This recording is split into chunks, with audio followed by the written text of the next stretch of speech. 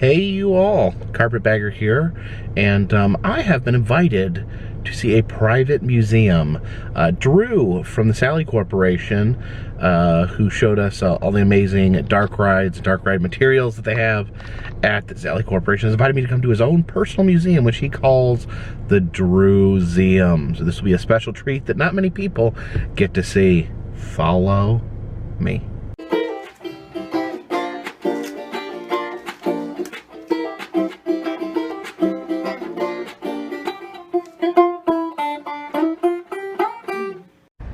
I don't know for sure, but I think this might be the place.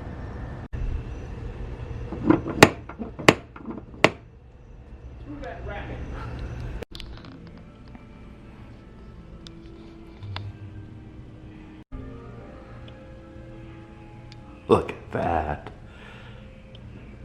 Check this out, the flying monkey up there.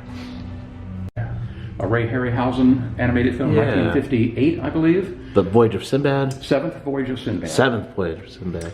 And this is the Cyclops. This is Mr. Queeby. Mr. Queeby has a tail. My grandmother bought him. He's wooden, carved. She bought him in 1948 at an estate sale in Shreveport, Louisiana for $3. 1973, he was stolen. The only thing stolen from my grandmother's house. We looked high and low, couldn't find a thing. Many years later, when I was working at a television station, I was at my desk, and the phone call comes to me, and this voice says, "Mr. Hunter?" I went, "Yes." And the voice said, "I have your monkey." What? "Yes, I have your monkey." And I went, and I knew exactly what it was. I knew who was calling, but I mean, I didn't have any other monkeys, so this was the only monkey that I might have had, that it wasn't even mine, it was my grandmother's. So, and then the phone went click. I went, "No!" A little bit later, another person called back and said, "Is this Mr. Hunter?" "Yes." This was the head of a local rehab center.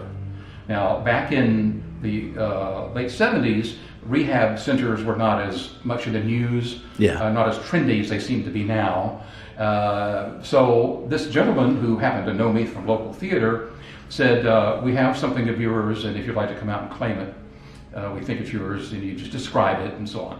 So I went out with my mom and my grandmother, described the monkey, we got the monkey, I took him home that night, and he was damaged, the mother of pearl tray was gone, he was broken, part of his face was bashed, but I got him home. By that time, I was living in my grandmother's house. She had moved out. And so it was late at night, I was sitting in the hallway, and they had a little phone station in the hallway, and the phone rang, and this voice says, a little old lady says, "Is Mr. Queeby there?" And I went, "Ma'am, there's no one here by that name." She went, "Oh." So she called back 3 or 4 times. Now, meanwhile, this gentleman was across the way from me. Light was sort of catching his eyes a little bit. I was looking at him thinking, "Oh man, he's got to get fixed up." Ring, lady again, "Is Mr. Queeby there?" And I went, "Ma'am, I told you, there's no one here by that name." Now I know he is there. He told me he was coming home today. I know Mr. Queeby is there. And I looked across the room, and his eyes glimmered a little bit. And I went, "Oh, ma'am, I'm so sorry. Yes, he's right in front of me, and he's fine. He says he's fine, and he's glad to be home." She went, "Thank you. That's all I wanted to know." Never heard from her again, and that's why I named him Mr. Queeby. Got an airship on your dining room table. These different faces and statue heads. Play I wrote, titled Horripilation. You know what horripilating is? When you horripilate, it's when your hair stands on end. Oh, okay. I've never heard that term. Or cold, or something like goosebumps. But and this play is my own version of The Island of Dr. Moreau. The Island of Dr. Moreau by H.G. Wells. Yeah. And I translated it into a 1930s nightmare. Dr. Moreau is now a stylish Art Deco woman living in the Arctic. And instead of transforming all sorts of animals into quasi-humans, she is transforming Black Panthers into what she's attempting to have as her perfect lover. This is the Dragon's Lair library.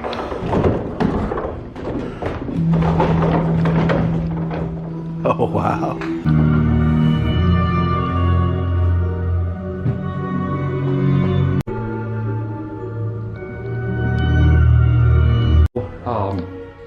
That was my little cowboy town I had. My parents gave me one Christmas. It had little cowboys with it, and if you turn around, it's like a dollhouse. You can see inside. And this at a Goodwill for like $2. Nice. On a shelf with a million other little tchotchke things. Crazy Hat Lounge.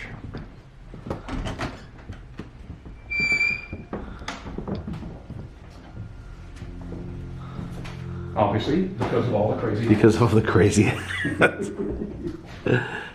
Every Easter for the past 18 years, we've gone to St. Augustine. Yeah. And we make hats.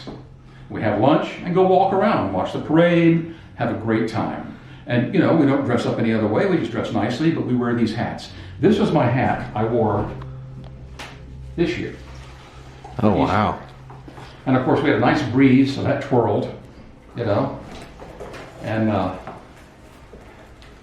felt like a charm. Yeah. Nice. This was for a voodoo party here in our historic district a few years ago.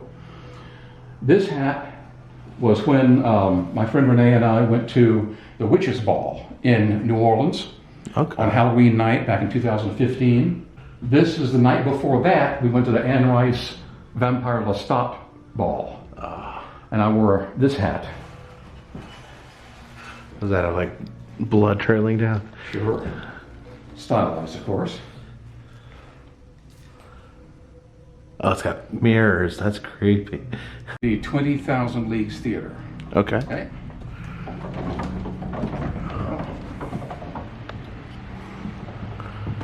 Oh, wow. It's the Nautilus. You see the tentacles of the Kraken. So this is from the from one of those the Magic Kingdom Nautilus portals. Oh my gosh, that is amazing. You can even see how it's been fogged up over the years. This is what I call the kitchen. The kitchen. I noticed you do have some sort of yes, Cthulhu-like creature. Fellow designer did that at work based on the entity as described by H.P. Lovecraft. Now we're going upstairs. Okay. Watch your step. The stairway can be tortuous. These pieces are original pen and inks I did back in about 1969. 1969. When I was in college. I became ill, very, very ill with mononucleosis. I was failing my classes. I had to be at home and rest. So I drew these interpretations of Old Testament stories.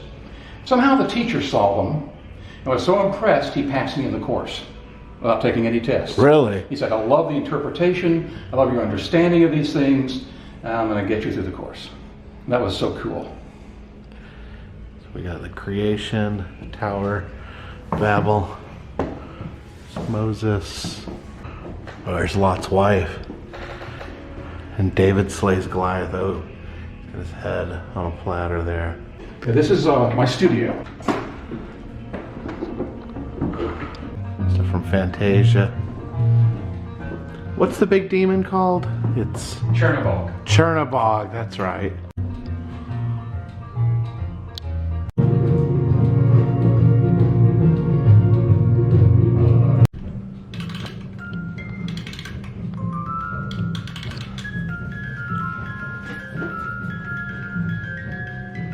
I like the jack-o'-lantern with tentacles. I call that the pumpkin thing. The pumpkin thing? Yeah.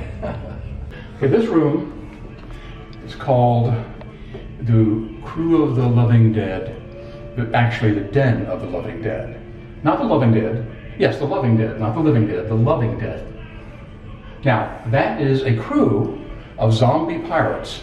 The Loving Dead is a phantom galleon that sails the seven seas with its crew of vampirates, zombies, loup-garous, sprites, spirits, and ghouls, for all eternity, all looking for their lost love. And of course, the place to go looking for that is New Orleans. Absolutely. And so we would all gather in New Orleans, don our zombie pirate outfits, and walk the streets and pillage, party, and plunder. Awesome. There's a little step down here. So.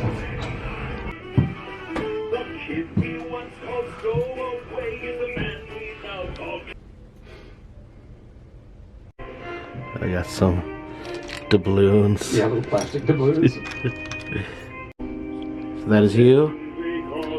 Captain Rene Putride, which loosely translated means born again, rotten. I call the red table room. Okay. So, after you.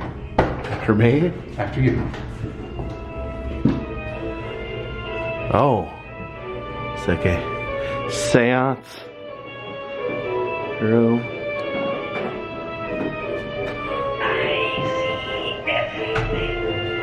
Some skulls. Oh, look at that.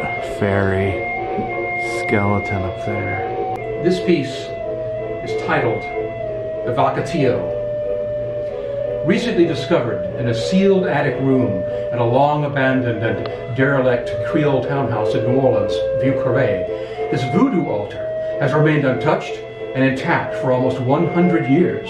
It was carefully documented and removed after being blessed and cleansed by a priest from the St. Louis Cathedral. Thanks. All right, we're going to do a tarot reading here in the red table room. All right, shuffle the cards so they feel good. If they're too big to shuffle, spread them out and do them like dominoes. I'll try to do it. There we go. First card down is where you are and what's going on with you right now. Oh, you do a lot of self-sacrificing. You give and you give and you go and you go. You're not always very good about giving to yourself or taking care of yourself. Next card around it is what's influencing you. Are you judgmental? Are you really hard on your creativity or what you're doing? You're almost a perfectionist. In some ways, I think so. Some ways, yeah. Because you're your own worst critic, is how I'm seeing this as an interpretation. That above you is what's coming. Okay, the Nine of Swords. Nine of Swords, but it's upside down. A lot of times when you get it right side up, it makes heartbreak and sadness upside down to a lesser degree, which means, are you not sleeping well at night? Are you having things you worry about too much? Definitely worry.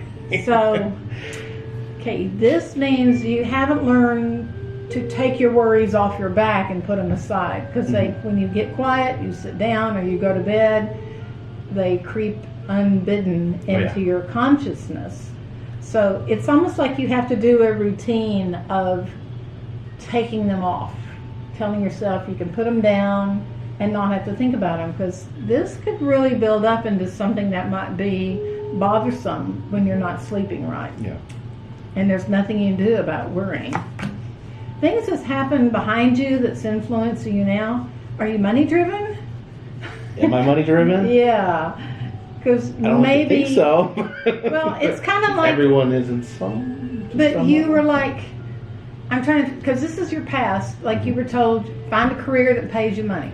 Find a career that lets you take care of yourself. And yet you have a creative streak that kind of goes, I need to go over here. It's not the steady money, but it's almost like you've kind of turned your back. See how it's upside down? Yeah. You've turned your back upon the norm or the expectations that were put upon you. This is upside down too. We have a whole deck upside down. Are you planning a trip, like a long trip? Always. Because this is travel card, and it's upside down, which means you haven't been able to do it yet. That it's been put off and put off and put off. But the opportunity is like right there, that you need to be somewhere that you're not right now. So This means that trip that you wanted to do, or the trip, no, it's not just a trip. It has to do with what you're able to do. Mm-hmm. So it's tied into your skill, your talent, your ambition. So you're going somewhere with that. Oh, it's actually sooner than I thought. This is strength. This means take it in your hands when the opportunity's there.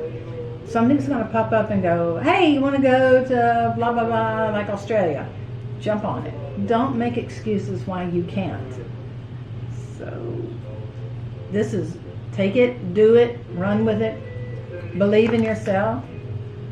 Okay, Eric, what kind of relationship? This is heartache. This is insecurity with your love. This is not knowing where it's going. Are you in a relationship right now? I'm married, yes. You are married. Yes.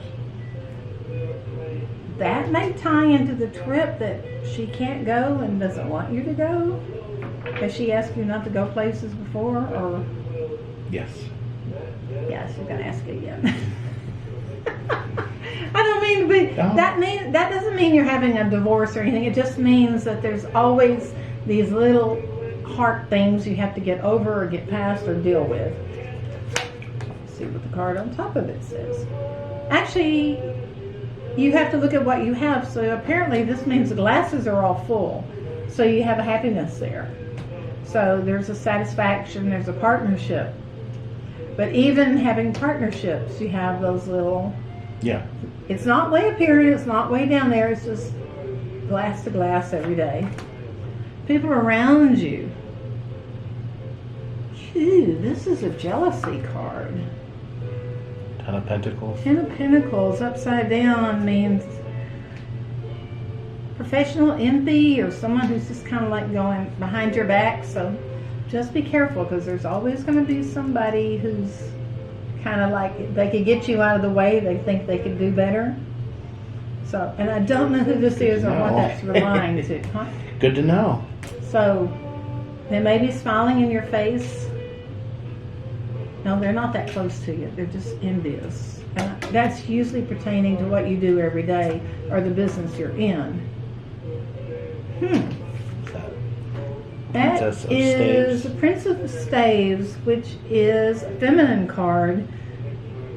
Are you dealing with a woman that has an issue with you? A woman that has an issue with me. Yeah. Wow. In business. This business. This isn't personal. This isn't your life. This staves are work.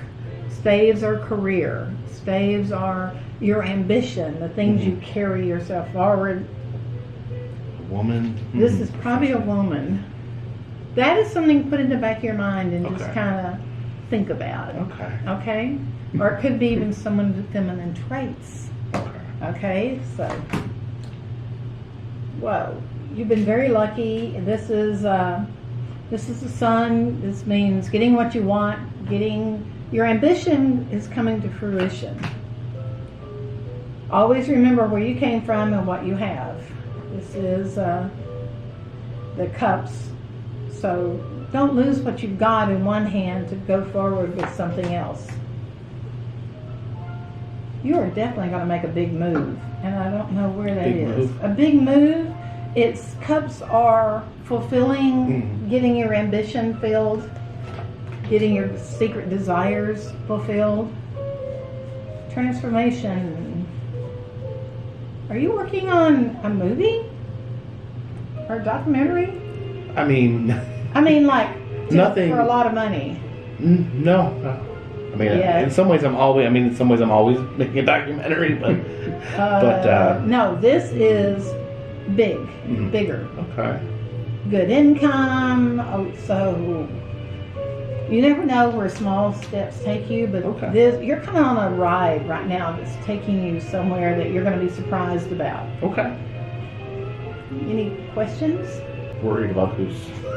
Yeah, that's always a little bit of a worrying one, but that's a future card, and none of them are right side up, so it means nothing is going to affect you in your life. It may be one of those, a 10% of a teacup, and you just go on and keep your head above water and ignore it. Okay. Because there's no harm that can be done to you with this being upside down. Okay. So. Thank you. Yeah, let's see what happens. Ah, can't wait to see what happens. 6 weeks. 6 weeks? That popped in my mind. I don't know what the 6 weeks is tied to, but there's a 6 weeks. 6 weeks. 6 weeks. All right, we'll see. It showed up in it fell out of my mouth.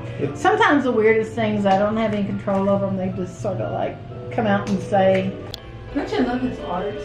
I do. This is very creepy right there.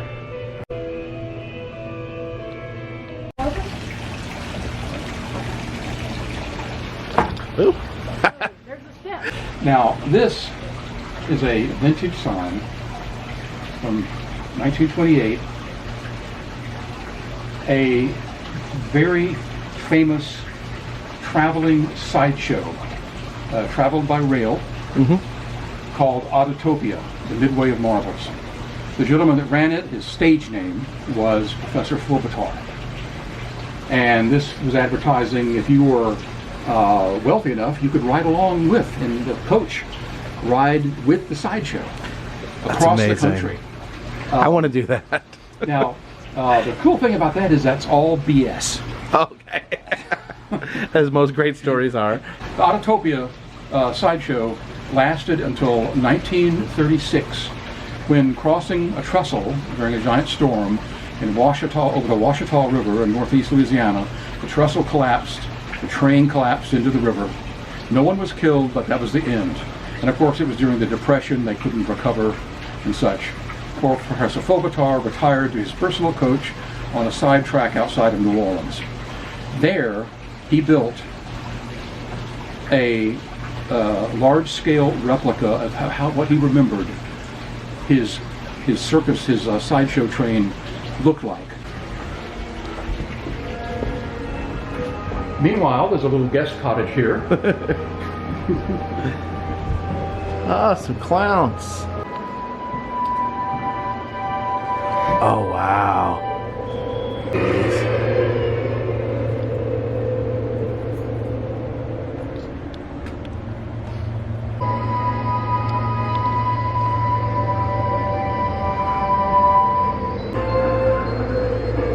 Look at this little guy back here.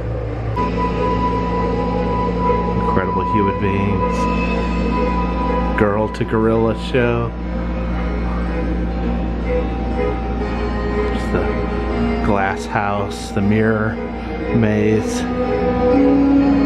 Oh, Lizzie Borden's axe, Jack the Ripper's knife, authentic Fiji mermaid, skeleton of a two-headed pygmy, Museum of the Macabre. See, Uzo, the world's only living dead clown, guaranteed alive. Funnier dead than alive. Oh, look at that. We have a dinosaur in the very back. The star of the show was Uzo, the world's most rotten clown. That's Uzo's actual luggage there. His actual wig, shoes, nose, and teeth he wore. Oh yeah, I see the nose and the teeth right there. Just give you creepy dolls? Oh yeah, they bring me the creepy dolls and so on, and all the dolls in here you see, people gave me, including this beauty. Ah! Oh jeez. That clown has... There's a lot of energy in here. Okay, there we go.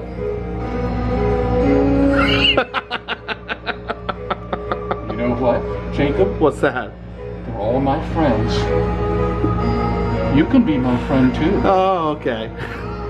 No, you can. Jeez.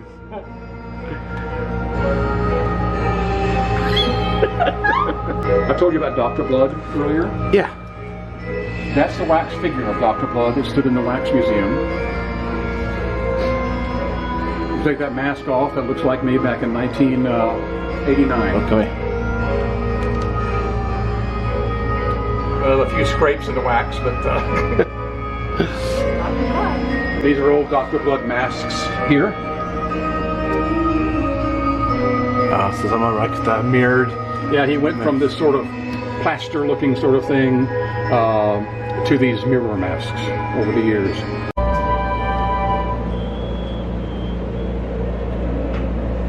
this one is wonderful. It's just so sweet. It's very touching.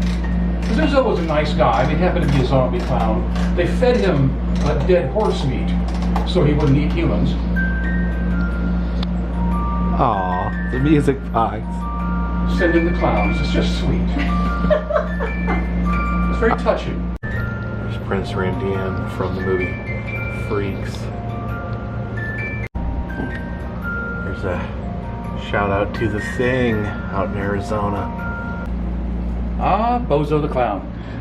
Back when I was a full-time college student, 1969, I got a call from a local TV station manager of the ABC affiliate in Shreveport, Louisiana. And now this gentleman, I had been in Boy Scouts many, many years ago with his sons. I was the official ghost storyteller of the troop, and I told many, many stories and scared the you-know-what out of the troop and the dads and so on. Had a great time. Well, he remembered that. And when the bozo they had to stop being bozo because the makeup was basically eating his face. Oh no!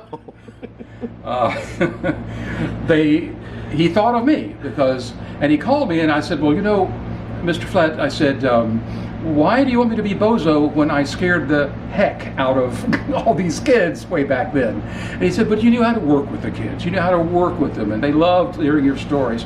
So I went down to the TV station, and I tried out, and I got the job. So I was Bozo the Clown on television in the Shreveport, Louisiana Arklatex market. There were franchises all over the country at that time for Bozo. Larry Harmon owned Bozo. Yeah. And so I did that for about a year and a half or so. But wait, one question. Did the makeup eat your face? No. Well, what do you think? So it was what, was he allergic to it or something? Yeah, he was allergic to it. So a big thank you goes out to Drew for inviting me into his amazing and remarkable home. An absolute fascinating experience here at the Drewseum. Appreciate you guys watching. If you'd like to see other places I've been, check the interactive map down in the description. I'll show you all the different places I've been, and you can tell me where I need to go next. Also, if you'd like to help support the channel, consider buying a t-shirt, consider donating to Patreon. A $3 or more donation will get you a postcard once a month. But for now, this one's in the bag.